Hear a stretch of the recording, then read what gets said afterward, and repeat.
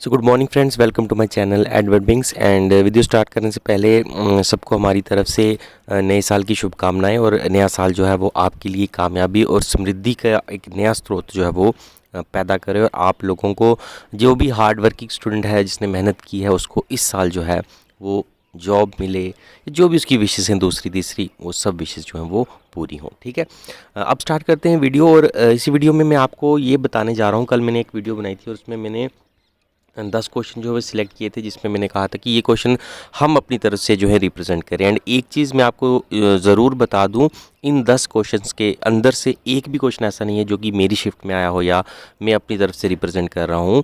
सारे क्वेश्चन जो है वो अदर शिफ्ट्स के हैं और अदर शिफ्ट्स के हैं, इसीलिए मुझे दूसरों के रोल नंबर और डेट ऑफ बर्थ लेनी पड़ी, उनके आईडी से लॉगिन करके फिर उनकी तरफ से रिप्रेजेंटेशन डालनी पड़ी। ठीक है, 10 क्वेश्चन मैंने आपको कल बताए थे कि हमारी तरफ से हम रिप्रेजेंट करेंगे। मकसद ये रहेगा कि जो 10 क्वेश्चन मैं रिप्रेजेंट करूँगा वो क्वेश्चन कोई और रिप्रेजेंट ना करे, ताकि उसके पैसे बच जाएं। क्योंकि एक क्वेश्चन अगर मैं भी रिप्रेजेंट करूँगा और वो विद प्रूफ अगर हम उसको रिप्रेजेंट करेंगे और वो ठीक हो जाएगा, अगर वो जेकेएसएसबी उसको कंसिडर कर लेती है हमारे क्लेम को, तो वो सबका ही ठीक हो जाएगा। ऐसा नहीं होगा कि सिर्फ मेरा ही ठीक हो जाएगा, बाकी किसी का नहीं होगा। तो बच्चों को पता नहीं रहता, कम्युनिकेशन किसी के बीच में होता नहीं है, तो हर एक बच्चा जो है वो एक क्वेश्चन पर हज़ारों रिप्रेजेंटेशनें डाल देता है। और नेट रिज़ल्ट ये रहता है कि जो लास्ट में क्वेश्चन रिवाइज़ होना है वो तो किसी एक के आपके क्लेम से भी रिवाइज़ हो जाएगा, लेकिन जो बाकी स्टूडेंट रहते हैं उनके जेब में से पैसा ऐसे ही खर्च हो जाता है। आपको पता है एसएसबी के पास जो जब पैसा जाता है तो फिर आता, ऑल दो क्लेम करते हैं कि रिप्रेजेंटेशन अगर सही होगी तो आपको पैसा मिल जाएगा, लेकिन फिर पैसा निकालना बड़ा मुश्किल है। आपको पता है कितने ही पेपर आज तक कैंसिल हुए हैं, आज लगभग 2 या 3 साल हो लगे हैं जो कि पेपर कैंसिल हुए हैं, कितने उनकी भी फीस जो है अभी तक एसएसबी ने रिफ़ंड नहीं की है। तो इसका क्या ही उम्मीद कर सकता है कि रिप्रेजेंटेशन के पैसे जो हैं आपको वापस आएंगे या नहीं आएंगे। ठीक है, तो ये क्वेश्चन इस वीडियो में मैं आपको कल के क्वेश्चन भी बताऊंगा, उसमें से कौन से क्वेश्चन कुछ जो है वो सिलेक्ट नहीं किए गए हैं क्योंकि बच्चों ने कमेंट किए, और उसके बाद फिर उन क्वेश्चनों को जब वापस से देखा गया तो पता चला कि हाँ, वो क्वेश्चन रिप्रेजेंटेशन के काबिल नहीं थे, क्योंकि वो क्वेश्चन सही थे जो आंसर दिया गया है, तो उन क्वेश्चनों को छोड़ा गया है। उसके अलावा मैंने जो 10 क्वेश्चन उसके अलावा जो बचे हुए थे, उसमें से फिर जिन बच्चों से मैंने कांटेक्ट किया, जिन बच्चों ने मुझे अपना रोल नंबर और डेट ऑफ बर्थ दी, उनके आईडी से लॉगिन करके मैंने लगभग 7 क्वेश्चन ऐसे हैं, ठीक है, 7 क्वेश्चन ऐसे हैं जिनको रिप्रेजेंट कर दिया है, विद प्रूफ मैं आपको बताने वाला हूं। तो वो क्वेश्चन जो है वो उनमें से आपको रिप्रेजेंट करने की ज़रूरत नहीं है। 1 2 3 क्वेश्चन अभी ऐसे थे जो कि मैं रिप्रेजेंट करना चाहता, जो कि मैंने सिलेक्ट कर भी रखे थे, लेकिन उन बच्चों की तरफ से कोई कम्युनिकेशन नहीं आया। और तो मैंने उनसे roll number date of birth भी पूछा उनका, लेकिन उन्होंने किसी कारणवश जो है मुझे roll number date of birth provide नहीं की, किसी ने सीन करके भी नहीं की और किसी ने शायद अभी तक मैसेज अनसीन नहीं किया। आई थिंक 31 दिसंबर जो है मना रहे होंगे। चलिए, बहरहाल देखा जाएगा उनको। जो 7 क्वेश्चन अब तक रिप्रेजेंट किए हैं वो मैं आपको दिखाने वाला हूँ। उन क्वेश्चनों को अब आपको रिप्रेजेंट करने की ज़रूरत नहीं है। ठीक है, तो पहले का क्वेश्चन देखते हैं, 10 कल कौन से सिलेक्ट किए थे और उसके बीच में से कौन से क्वेश्चन हमने रिप्रेजेंट कर दिए हैं और कौन से क्वेश्चन जो कि हम रिप्रेजेंट नहीं करेंगे, जिनको हमने छोड़ दिया है क्योंकि वो क्वेश्चन ऑलरेडी सही थे। तो वो देखते हैं। सबसे पहले पुराने क्वेश्चन देखते हैं। ठीक है, देखिए ये क्वेश्चन एक था कि ग्लोबल वार्मिंग को हाईएस्ट कंट्रीब्यूशन कौन सी गैस जो कि ग्लोबल वार्मिंग में करती है। इस क्वेश्चन को जब मैंने अपलोड किया तो काफ़ी बच्चों के ये भी कमेंट आए कि क्लोरोफ्लोरोकार्बन जो है ये लार्जेस्ट कंट्रीब्यूटर है। ठीक है, आपकी बात मानते हैं। एक रिसर्च के मुताबिक अगर आप देखोगे, ये रिसर्च है 2013 की, तो इसके मुताबिक बिल्कुल कहा जाता है कि क्लोरोफ्लोरोकार्बन अब ज़्यादा कंट्रीब्यूट कर रही है as compare to carbon dioxide. ठीक है, ये 2013 की स्टडी है एंड इसमें ये कहा गया कि हाँ, बिल्कुल ये पाया गया है कि आजकल क्लोरोफ्लोरोकार्बन कार्बन डाइऑक्साइड से ज़्यादा कंट्रीब्यूट कर रही है। कैसे कंट्रीब्यूट कर रही है? क्योंकि क्लोरोफ्लोरोकार्बन से ओजोन टूट रही है, ओजोन से सनरेज जो है डायरेक्टली जो है अर्थ तक पहुँच रही हैं, उसकी वजह से ग्लोबल वार्मिंग जो है बढ़ रही है। लेकिन साथ ही साथ अगर आप एनसीईआरटी की बुक देखोगे तो एनसीईआरटी की फिगर में जो ग्लोबल वार्मिंग के लिए जो गैस कंट्रीब्यूशन है जो कि ज़्यादा करती है, उसमें अभी भी 60% कंट्रीब्यूशन कार्बन डाइऑक्साइड का ही होता है। तो इस एनसीईआरटी के प्रूफ को लगाकर जो है क्वेश्चन को क्लेम किया जा सकता है। ऑल्दो इसका भी जो मैंने date of birth and roll number जिस बच्चे से मांगा था उसकी तरफ से कोई रिस्पॉन्स नहीं आया, इसको भी अभी तक हमने रिप्रेजेंट नहीं किया है। ठीक है, उसके बाद ये जो दूसरा क्वेश्चन है आपका कि कितने राज्यसभा में मेंबर जो है प्रेसिडेंट जो है राज्यसभा और लोकसभा में नॉमिनेट कर सकता था। तो इसमें आपको पता है 104 अमेंडमेंट जो हुआ उसके बाद राज्यसभा में अब जो दो एंग्लो इंडियन लोकसभा में जो दो एंग्लो इंडियन कम्युनिटी के जो मेंबर रिप्रेजेंट किए जाते थे वो अब नहीं किए जाते हैं। तो इसका आंसर 12 और 0 होना चाहिए। अब मौजूदा हालात में देखें, इन्होंने आंसर जो है वो पुराने हिसाब से दिया है, तो इसको भी क्लेम किया जा सकता है, लेकिन इसका भी कोई रिस्पांस अभी तक नहीं आया है, तो इसको भी हम रिप्रेजेंट नहीं कर पाए हैं। ठीक है। उसके बाद नेक्स्ट क्वेश्चन जो है लेयर ऑफ एटमॉस्फेयर के ऊपर था। ये भी बड़ा जेन्युइन क्वेश्चन है, इसको भी अभी तक रिप्रेजेंट हमने नहीं किया है क्योंकि roll number and date of birth का कम्युनिकेशन अभी तक हमारे पास नहीं आया है। ठीक है। उसके बाद ये क्वेश्चन था आपका कि इसमें कितने वोवल हैं। ठीक है। यहाँ पर ये क्वेश्चन था कि आपके पूछा गया है कि how many odd numbers are followed by vowels. ठीक है। इस क्वेश्चन को थोड़ा कल मैंने इसलिए सिलेक्ट किया था कि इस क्वेश्चन को थोड़ा उल्टा समझाया गया था। जिसने भी मुझे ये क्लेम भेजा उनका मतलब था कि कितने वोवल हैं जो कि रिप्रेजेंट किए जा रहे हैं ऑड नंबर के साथ। तो इसका क्वेश्चन, इसका मतलब यही था कि वोवल के बाद कौन से स्टेशन है जहाँ पर वोवल के बाद जो है वो ऑड नंबर आ रहा है। तो ये इसका आंसर बिल्कुल 2 था।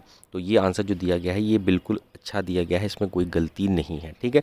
समझने में ज़रूर पहले गलती हुई थी इसलिए इसको हमने चुना था, लेकिन ये क्वेश्चन फिर हमने रिप्रेजेंट नहीं किया। ठीक है, क्योंकि ये ऑलरेडी सही है।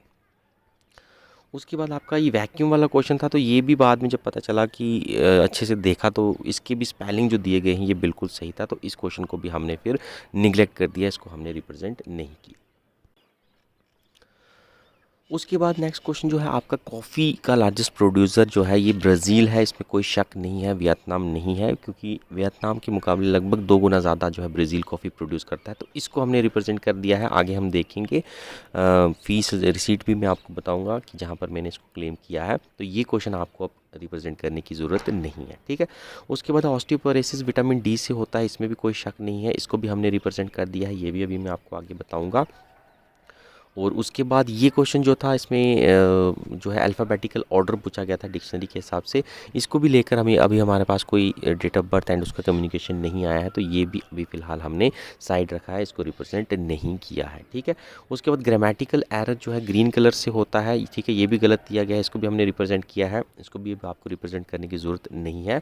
और आखिर में जो है अरुणाचल प्रदेश जो है लोएस्ट डेंसिटी है, क्योंकि अरुणाचल प्रदेश की डेंसिटी 17 थी और सिक्किम की 86 थी 2011 के सेंसस के मुकाबले। ठीक है। इसको भी हमने रिप्रेजेंट कर दिया है, तो इसको भी हम देखेंगे, इसको भी आपको अब रिप्रेजेंट करने की ज़रूरत नहीं है। ठीक है। अब हम देखते हैं कौन कौन से क्वेश्चन हमने रिप्रेजेंट किए हैं। ठीक है। आप देख सकते हैं नीचे रिसीट जो है वो लगी है और पेमेंट जो है इसकी डन हो चुकी है। पहला क्वेश्चन हमने अरुणाचल प्रदेश वाला किया है 2011 के सेंसस के मुकाबले, और इसमें जो है अटैचमेंट मैंने 2011 के सेंसस की अटैचमेंट जो दे दी है, जिसमें सिक्किम जो है उसके 86 है डेंसिटी और अरुणाचल प्रदेश की 17 है। ठीक है, सामने सामने। ठीक है। तो ये क्वेश्चन आपको रिप्रेजेंट करने की ज़रूरत नहीं है, अरुणाचल प्रदेश वाला। ठीक है, 2011 सेंसस वाला लोएस्ट डेंसिटी वाला।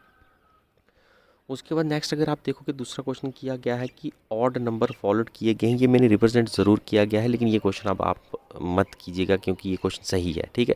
इसको समझने में ज़रूर गलती हुई थी क्योंकि और मैंने पहले इसको रिप्रेजेंट कर दिया था, तो इसको आप रिप्रेजेंट मत कीजिएगा। आप में से कोई भी इसको रिप्रेजेंट मत कीजिए क्योंकि ये ऑलरेडी ही सही है, तो ये क्लेम गलत हो जाएगा हमारा। ठीक है। उसके बाद ब्राज़ील के लिए हमने भेजा है। ब्राज़ील जो है ज़्यादा कॉफ़ी प्रोड्यूस करता है, 2021-22 का एक डेटा था और उसमें काफ़ी ज़्यादा आगे है वियतनाम से ब्राज़ील, लगभग डबल फिगर में है। तो ये भी आपका जो है ये मैंने पेमेंट डन कर दी है, इसको भी अब आपको रिप्रेजेंट करने की ज़रूरत नहीं है। ठीक है। एंड उसके बाद आगे जो है 2 क्वेश्चन आपके ऑस्टियोपोरोसिस वाला मैंने एक ग्रामेटिकल एरर ग्रीन में होता है। ठीक है। इसमें जो है एक अच्छे बुक की मैंने रेफरेंस दे दी है, वहाँ पर बिल्कुल अच्छी तरीके से जो है मार्क करके बताया गया है ग्रामेटिकल एरर ग्रीन कलर का होता है। और दूसरा जो ऑस्टियोपोरोसिस विटामिन डी की कमी से होता है, विटामिन के की कमी से नहीं होता, ये भी मैंने दिया है और इसके लिए भी एक डॉक्यूमेंट्री एविडेंस जो है बुक के थ्रू जो है वो मैंने दे दिया है, और ये क्वेश्चन आपके रिजॉल्व हो जाएंगे। ये 2 क्वेश्चन भी आपको रिप्रेजेंट करने की ज़रूरत नहीं है। ठीक है। एंड उसके बाद जो है नेक्स्ट जो है वो है कि एक रीजनिंग का एक क्वेश्चन था, कल हमने सिलेक्ट नहीं किया था। वहाँ पर यू है या वी उसका आंसर दिया गया था। वहाँ पर था कुछ क्वेश्चन ऐसा था कि राइट में से 15th नंबर पर अगर आप आओगे सॉरी लेफ्ट में से 15th नंबर पर आओगे और उस 15th नंबर के आगे 6th या 7th पोजीशन पर कौन सा नंबर रहेगा, तो ऐसा कुछ क्वेश्चन था। इसको हमने रिप्रेजेंट कर दिया है और इसका आंसर एक्स आता है, इसका आंसर यू या वी नहीं है जो वहाँ पर दिया गया है। तो इसके साथ भी हमने सॉल्यूशन करके सॉल्व करके जो है इसकी वो साथ में प्रूफ लगा दिया है। तो ये भी अब आपको रिप्रेजेंट नहीं करना है, ठीक है, ये याद रखिएगा। और उसके बाद आपका है नेक्स्ट क्वेश्चन जो था, एक क्वेश्चन हमने चेंज किया है। डिजिटल इंडिया 2022 की थीम पूछी गई थी और वहाँ पर गलत बताया गया है, तो वो थीम वाला क्वेश्चन हमने रिप्रेजेंट कर दिया है। क्योंकि बाकी जब दूसरे रिस्पॉन्ड नहीं कर रहे थे, तो जहाँ से रिस्पॉन्स आया वो क्वेश्चन हमने रिप्रेजेंट कर दिया है। तो ये थीम वाला क्वेश्चन जो है इसको भी अब आपको रिप्रेजेंट नहीं करना है, ये क्वेश्चन हमने कर दिया है। डिजिटल इंडिया वीक 2022 की थीम जो है वो गलत दी गई थी, ठीक है। तो इस तरह से ये 7 क्वेश्चन अभी हमने रिप्रेजेंट किए हैं, जिसमें से एक क्वेश्चन जो ऑड नंबर वाला था वो अब जो है क्योंकि वो गलत रिप्रेजेंट हो गया है, सच्ची बात है, क्योंकि वो आंसर जो दिया गया वो सही है। बाकी उसके अलावा जो 6 क्वेश्चन मैंने रिप्रेजेंट कर दिए हैं वो क्वेश्चन आपको रिप्रेजेंट करने की ज़रूरत नहीं है। बाकी 2-3 क्वेश्चन जो और हमारे लेयर्स वाले हैं, कार्बन डाइऑक्साइड वाले हैं, या फिर एक राज्यसभा के मेंबर और लोकसभा के मेंबर कितने नॉमिनेट करता है, वो जब आंसर आएंगे तो हम उसको भी जो है नॉमिनेट करने की या रिप्रेजेंट करने की ज़रूर कोशिश करेंगे जब रिस्पॉन्ड आएगा एज एंड व्हेन, ठीक है। तो ये जो 6 क्वेश्चन है एटलीस्ट ये अब आपको रिप्रेजेंट करने की ज़रूरत नहीं है, इनको मैंने रिप्रेजेंट कर दिया है, प्रूफ के साथ आपको बता दिया है, अब भरोसे वाली बात है। अब आप देख सकते हैं, ठीक है। तो इनको मत रिप्रेजेंट कीजिए, इसके अलावा आपकी अगर कोई रिप्रेजेंटेशन में कोई क्वेश्चन डालना है आप, तो वो जो है वो आप कर सकते हैं। Thank you, have a nice day.